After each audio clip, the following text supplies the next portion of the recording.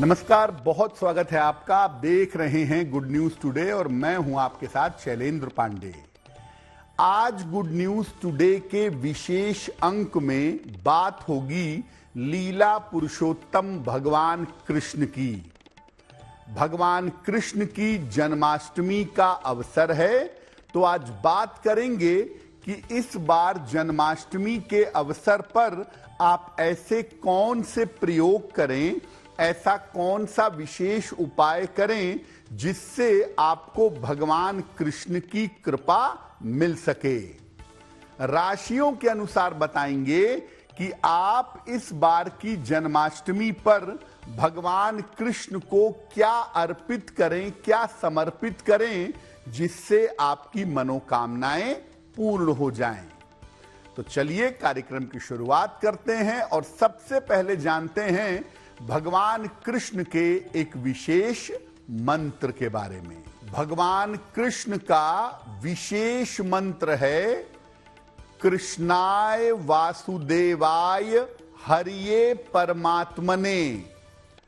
कृष्णाय वासुदेवाय हरिये परमात्मने प्रणतः क्लेशनाशाय गोविंदाय नमो नमः।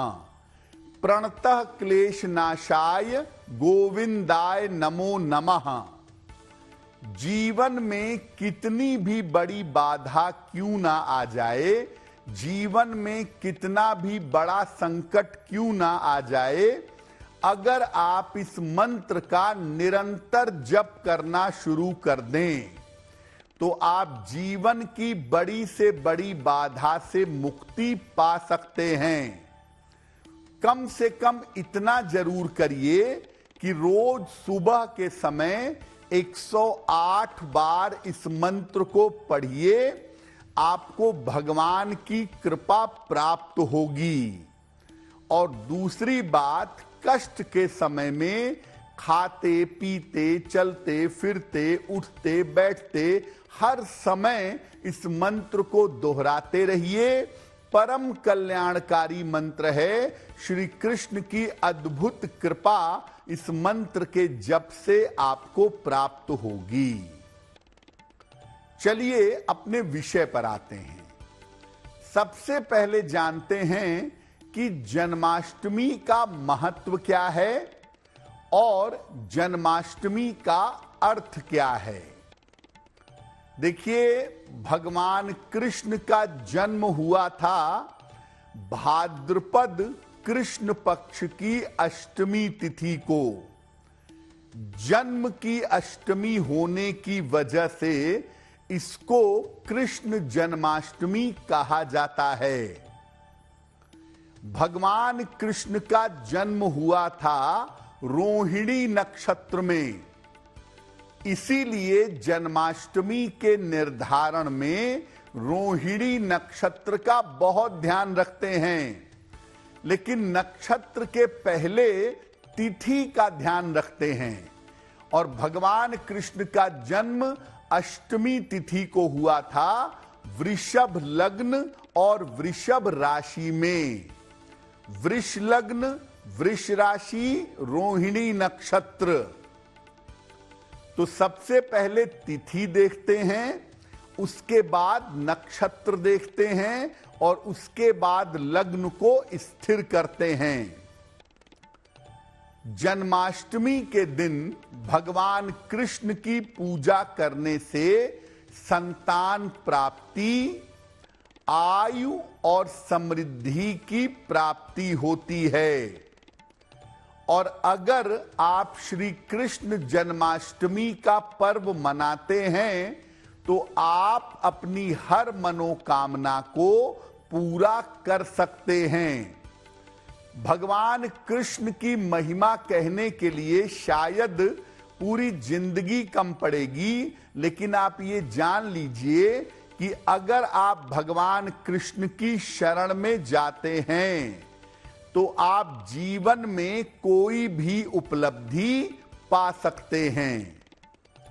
जिन लोगों का चंद्रमा कमजोर है वो जन्माष्टमी के दिन की विशेष पूजा से लाभ पा सकते हैं। देखिए, भगवान कृष्ण के बारे में कहा जाता है कि वो 16 कला संपन्न हैं और नारायण का संपूर्ण अवतार हैं।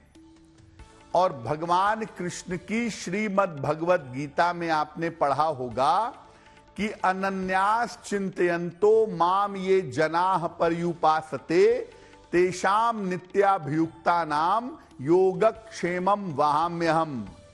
जो मेरे भक्त मेरा अनन्य भाव से भजन करते हैं, उनके योग और क्षेम का मैं वहन करता हूं।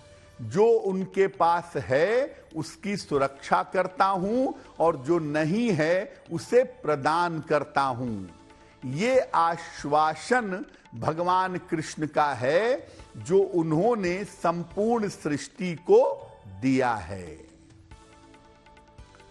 श्री कृष्ण जन्माष्टमी के पर्व पर अक्सर समय के निर्धारण को लेकर के दिक्कतें पैदा होती हैं। अक्सर समय के निर्धारण को लेकर के परेशानियां होती हैं। जन्माष्टमी के समय के निर्धारण का मामला इस बार क्या है? देखिए, भगवान कृष्ण का जन्म वृषभ लग्न और वृषभ राशि में हुआ था। इसीलिए जन्म का उत्सव वृषभ लग्न में सामान्यतः मनाया जाता है। इस बार अष्टमी तिथि जो है वो 26 अगस्त को प्रातः 3:40 पर 3:40 AM पर आरंभ होगी और इसका समापन 26 और 27 वाली मध्य रात्रि को प्रातः 2:20 पर होगा। यानी 26 अगस्त की रात्रि में अष्टमी तिथि विद्यमान रहेगी। तो आपको पूजा अष्टमी तिथि को ही करनी है। हालांकि नक्षत्र इस बार मैच नहीं होगा, लेकिन तिथि की आवश्यकता ज्यादा है। इसीलिए 26 अगस्त की मध्य रात्रि में भगवान कृष्ण की पूजा होगी। और इस बार श्री कृष्ण की पूजा का समय होगा मध्य रात्रि को 12 बजे से 12:44 के बीच में। इसी अवधि में भगवान कृष्ण का जन्म होगा, प्राकट्य होगा और जन्मोत्सव मनाया जाएगा। तो भगवान कृष्ण की जन्माष्टमी 26 अगस्त को मध्य रात्रि में मनाई जाएगी, जब उनका प्राकट्य होगा और उनके जन्मोत्सव के सारे विधि विधानों का पालन किया जाएगा। जब जन्माष्टमी का अवसर आता है तो हम भगवान कृष्ण की अलग अलग तरह की मूर्तियां ले आते हैं पूजा उपासना करने के लिए। तो जन्माष्टमी के लिए भगवान कृष्ण की मूर्ति का चुनाव कैसे करेंगे? सामान्यतः जन्माष्टमी पर बाल कृष्ण की स्थापना की जाती है। भगवान कृष्ण के बाल स्वरूप की स्थापना होती है और उन्हीं की पूजा जन्माष्टमी पर करते हैं। आप अपनी आवश्यकता के अनुसार और अपनी मनोकामना के आधार पर भगवान कृष्ण के जिस स्वरूप को चाहें उस स्वरूप को स्थापित कर सकते हैं। जैसे प्रेम के लिए और दाम्पत्य जीवन के लिए राधा कृष्ण की स्थापना करिएगा। प्रेम का जो प्रतीक हैं, युगल जोड़ी का जो प्रतीक हैं, वो राधा कृष्ण हैं। उनकी स्थापना प्रेम और दाम्पत्य जीवन के लिए होगी। संतान के लिए बाल कृष्ण की स्थापना होगी और सभी मनोकामनाओं के लिए बंशी वाले भगवान कृष्ण की स्थापना की जाएगी। जन्माष्टमी का पर्व इतना ज्यादा शुभ है, इतना ज्यादा मंगलकारी है कि इस दिन शंख की और शालीग्राम की स्थापना भी आप कर सकते हैं। यानी जन्माष्टमी पर भगवान कृष्ण की एक छोटी सी मूर्ति ले आइए। अगर आप चाहें तो इस दिन शालीग्राम और शंख को लाकर भी अपने पूजा स्थान पर स्थापित कर सकते हैं। तो भगवान कृष्ण की मूर्ति कैसी होगी, ये बात तो आपने समझ ली। अब भगवान कृष्ण का श्रृंगार बड़ा महत्वपूर्ण है। रसेश्वर हैं कृष्ण। भगवान शिव वैरागी हैं। उनका श्रृंगार सामान्यतः नहीं होता, खास मौकों पर होता है। लेकिन भगवान कृष्ण का श्रृंगार ना हो ऐसा तो संभव ही नहीं है। हर अवसर पर, हर मौके पर इनका श्रृंगार किया जाता है।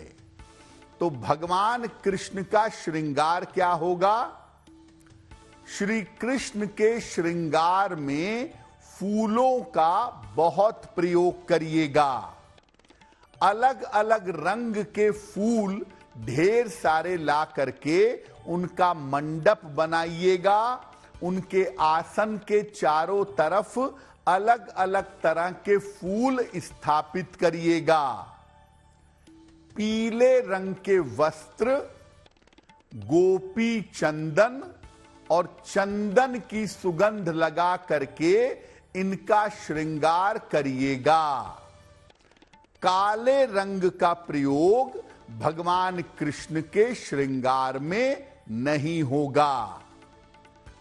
अगर वैजयंती के फूल आपको मिल जाएं, वैजयंती के फूल अगर भगवान कृष्ण को अर्पित किए जाएं तो ये सर्वोत्तम होगा। नहीं तो मैं आपको ये कहूंगा कि आप पीले रंग के जितने ज्यादा फूलों का प्रयोग करेंगे, पीले फूलों का जितना ज्यादा इस्तेमाल करेंगे, उतना ही ज्यादा शुभ होगा। भगवान कृष्ण की मूर्ति स्थापित करने के बाद उनका विधिवत श्रृंगार करिए। ढेर सारे फूलों का और ढेर सारी सुगंध का प्रयोग करिएगा। अब बात चूंकि पूजा की हो रही है तो भगवान कृष्ण को भोग भी लगाया जाएगा और बाद में उस भोग को प्रसाद के रूप में ग्रहण किया जाएगा। तो भगवान कृष्ण का भोग प्रसाद क्या होगा?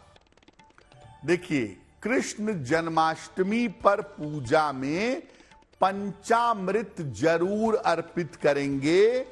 दूध, दही, शहद, शक्कर और घी, इनको मिलाकर पंचामृत बनेगा। उसमें गंगा जल डाला जाएगा और तुलसी दल भी जरूर डालेंगे। मेवा यानी ड्राई फ्रूट, माखन और मिश्री, इसका भोग भी भगवान कृष्ण को लगाया जाएगा। कहीं कहीं पर लोगों की परंपरा है कि लोग भगवान कृष्ण को धनिये की पंजीरी अर्पित करते हैं। धनिये को भून करके उसमें चीनी डाल करके, ड्राई फ्रूट डाल करके धनिये की पंजीरी बनाते हैं और भगवान कृष्ण को अर्पित करते हैं। इसके अलावा पूरा सात्विक भोजन बनता है और इस सात्विक भोजन में प्याज लहसुन नहीं होता। परम पवित्र, परम सात्विक भोजन बनता है जिसमें तमाम तरह के व्यंजन, मिठाइयाँ, फल और तमाम तरह के पकवान भगवान कृष्ण को अर्पित किए जाते हैं। तो भगवान कृष्ण की मूर्ति का सही चुनाव करें, उसका विधिवत श्रृंगार करें, अलग अलग तरह का सात्विक भोजन घर में बनाएं, भगवान कृष्ण को अर्पित करें, साथ में फल और मिठाइयां भी उनको अर्पित करना शुभ होगा। अब ये जानते हैं कि जन्माष्टमी का पर्व मनाएंगे कैसे, इसका तरीका क्या होगा। प्रातः काल स्नान करके जन्माष्टमी के व्रत का या पूजा का संकल्प लेंगे। दिन भर जल ग्रहण करेंगे, लिक्विड लेंगे या फलाहार ग्रहण करेंगे, फल ग्रहण करेंगे और सात्विक रहेंगे। जन्माष्टमी की मध्य रात्रि को भगवान कृष्ण की मेटल की जो प्रतिमा है, धातु की जो मूर्ति है, इसको किसी पात्र में, बर्तन में रखिएगा। उस मूर्ति को पहले दूध से, फिर दही से, फिर शहद से, फिर शर्करा यानी शक्कर से और अंत में घी से स्नान कराएंगे। इसको पंचामृत स्नान कहा जाता है। इसके बाद भगवान कृष्ण को जल से स्नान कराएंगे और जो आप उनको अर्पित करेंगे, दूध, दही, शहद, शक्कर और घी, ये तमाम चीजें शंख में डाल करके उनको अर्पित की जाएंगी। और जब जल से उनको स्नान करा लें तो उनका शरीर पोंछ करके उन्हें पीतांबर यानी पीला वस्त्र, पुष्प और प्रसाद अर्पित करें और उनको वस्त्र पहनाने के बाद झूले में बैठाकर झूला झुलाइए। देखिए, भगवान कृष्ण को झूला झुलाना एक विशेष प्रक्रिया है।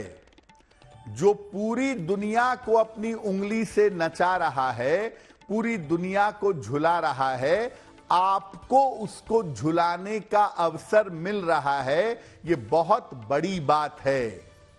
इसीलिए उनको झूला झुलाइए और जो आपकी मनोकामना है वो प्रेम से कहिए, निश्चित रूप से आपको लाभ होगा।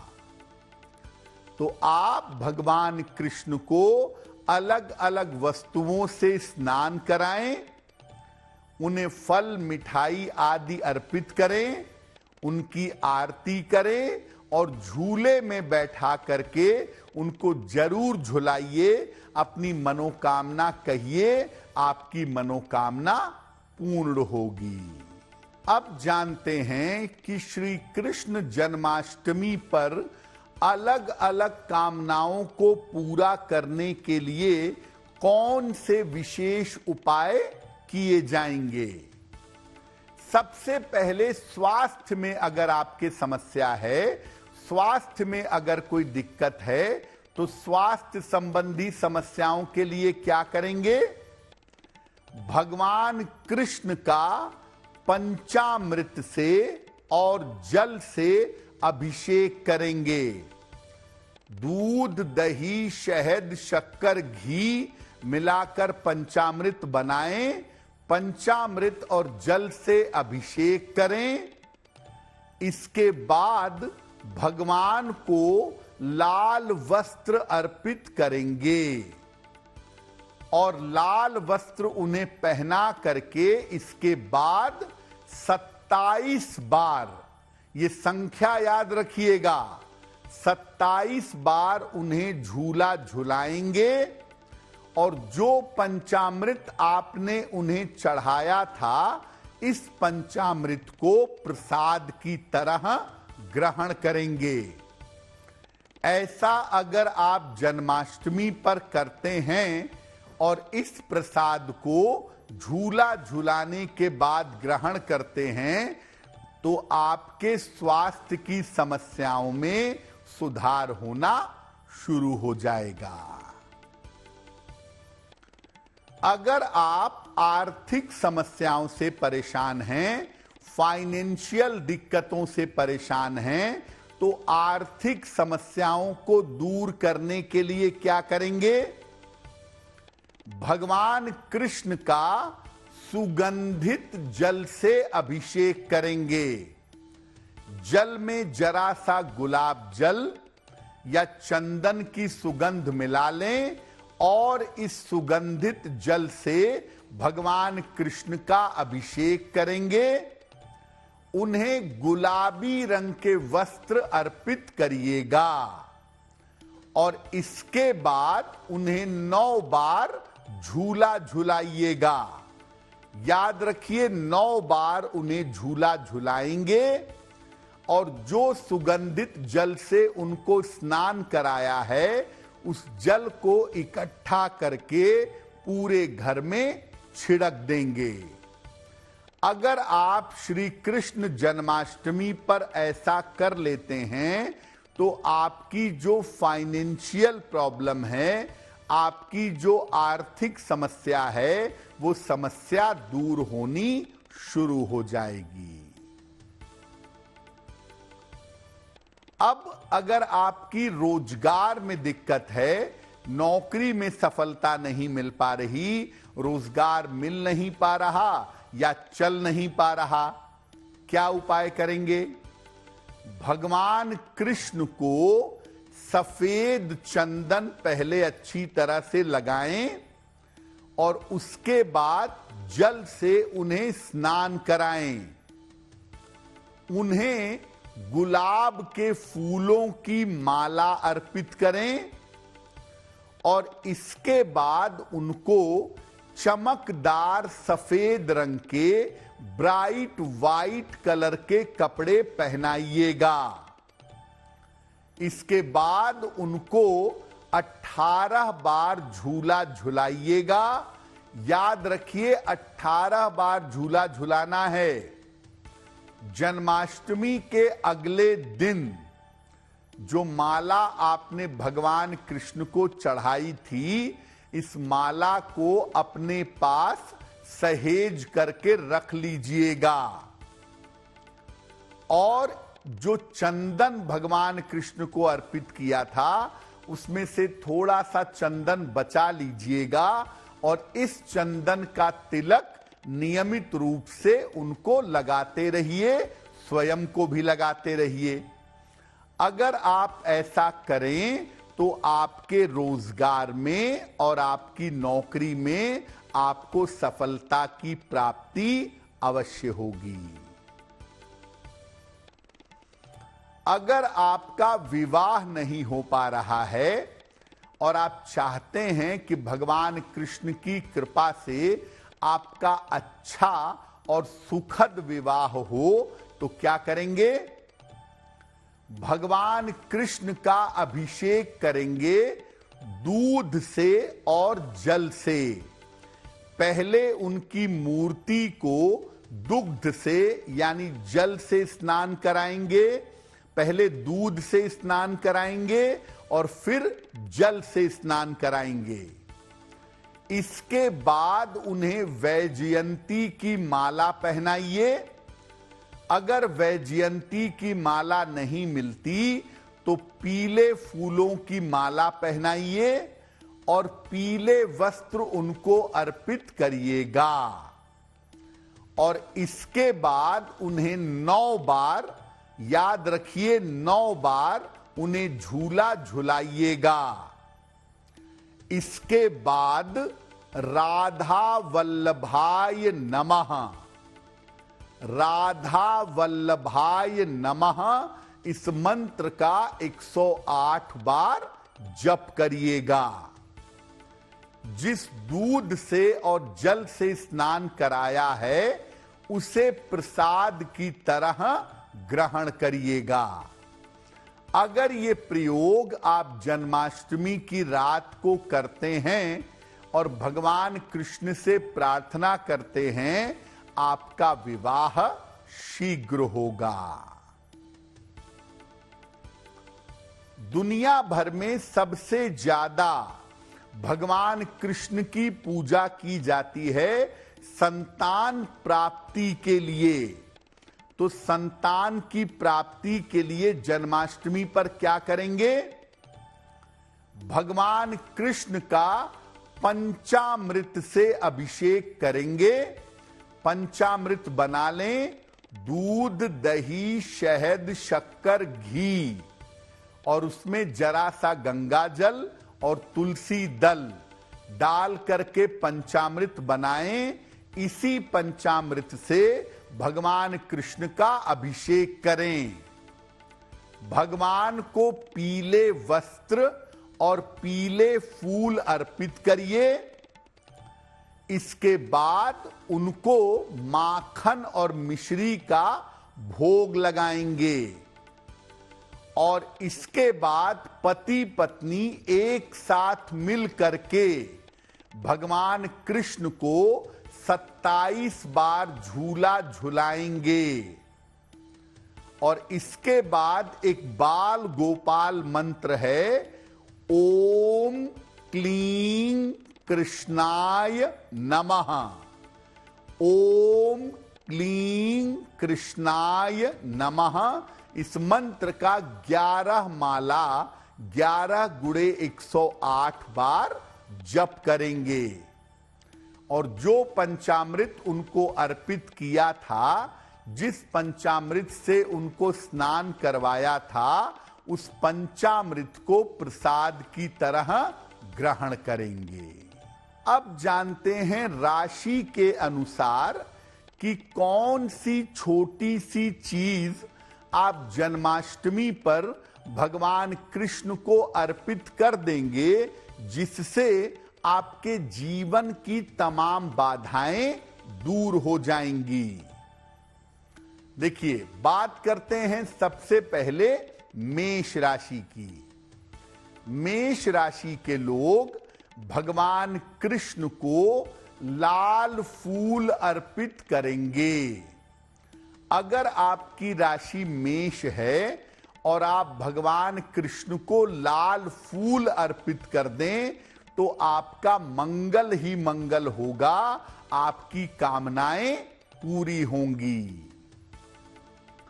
वृषभ राशि, भगवान कृष्ण को पंचामृत अर्पित कर दें। संभव हो तो भगवान कृष्ण को पंचामृत से स्नान करा दें। अगर आप ऐसा जन्माष्टमी के अवसर पर करते हैं तो आपकी तमाम मनोकामनाएं निश्चित रूप से पूरी होंगी। मिथुन राशि, भगवान कृष्ण को तुलसी दल अर्पित करिएगा।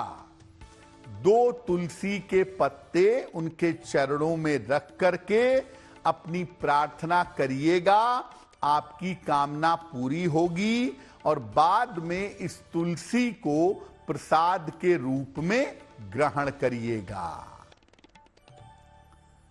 कर्क राशि, भगवान कृष्ण को जन्माष्टमी के पावन अवसर पर माखन और मिश्री का भोग लगाइएगा और भगवान कृष्ण से प्रार्थना करिएगा, आपकी मनोकामनाएं निश्चित रूप से पूरी होंगी और आपका जीवन निश्चित रूप से बेहतर होगा। तो भगवान को माखन मिश्री का भोग लगाना आपके लिए बहुत अच्छा रहेगा। सिंह राशि, भगवान को पेड़े का भोग लगाएं या दूध की बनी हुई कोई भी मिठाई हो उसका भोग भगवान कृष्ण को लगाइएगा और प्रार्थना करिएगा, आपका कल्याण और मंगल होगा और जीवन की जो आपकी मनोकामनाएं हैं वो पूरी होंगी और जीवन में चली आ रही समस्याएं समाप्त होंगी। कन्या राशि, भगवान को तुलसी दल अर्पित करिएगा। तुलसी के 2 पत्ते भगवान कृष्ण के चरणों में अर्पित करिएगा। अपनी मनोकामनाओं के लिए प्रार्थना करिएगा और बाद में इस तुलसी दल को प्रसाद के रूप में ग्रहण करिएगा। तुला राशि, भगवान कृष्ण को पंचामृत अर्पित करेंगे।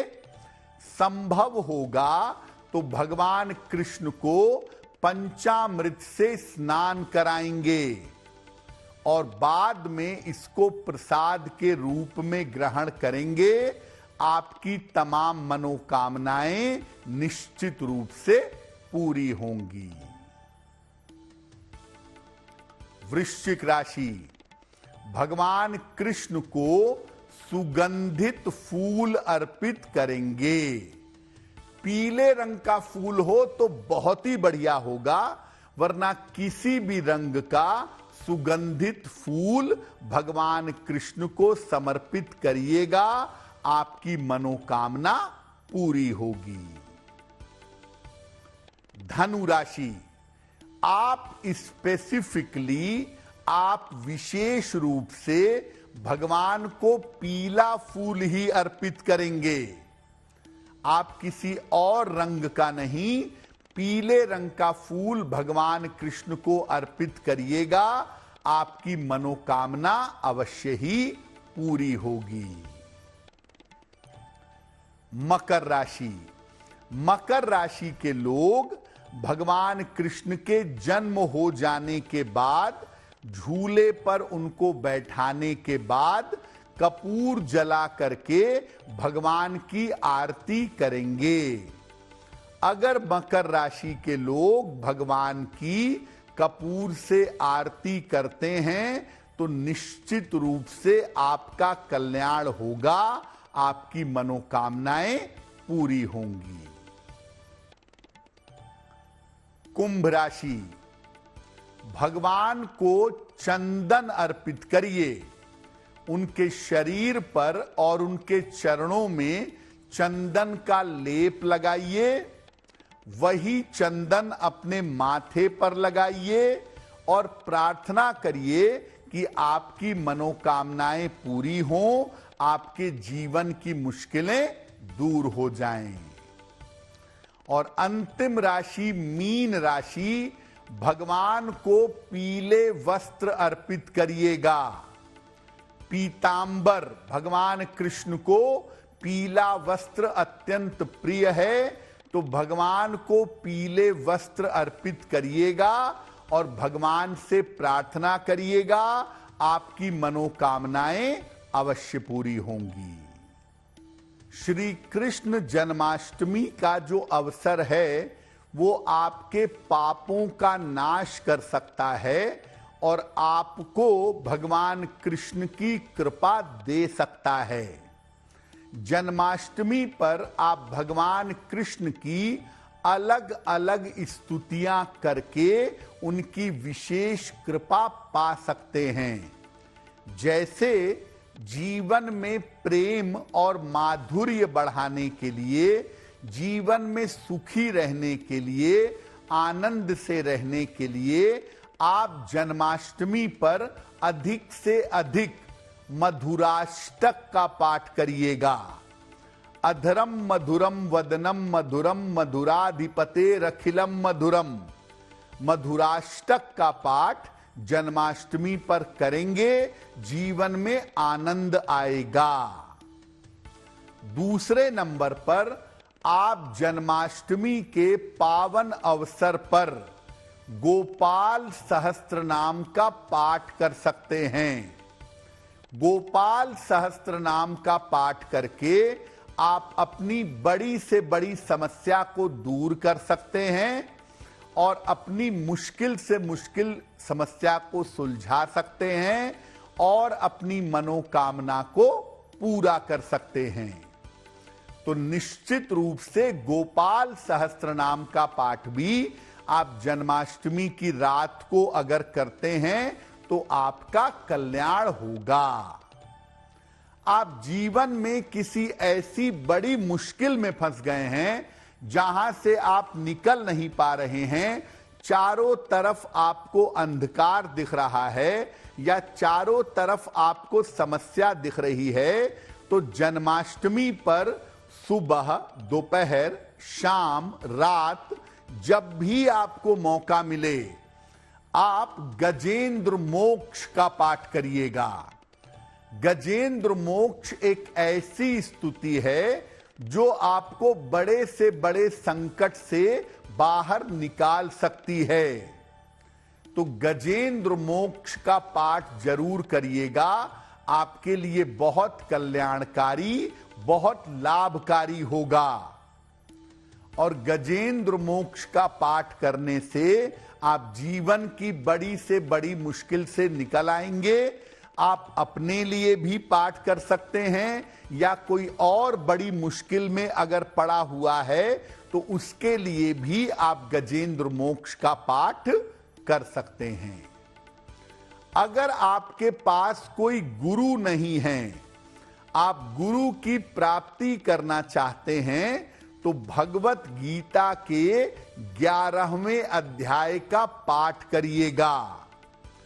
श्रीमद् भगवत गीता के 11वें अध्याय का अगर आप पाठ करते हैं जन्माष्टमी के अवसर पर भगवान कृष्ण के सामने बैठ करके और उनसे प्रार्थना करते हैं, तो कृष्ण के समान या स्वयं कृष्ण आपको गुरु के रूप में प्राप्त होंगे।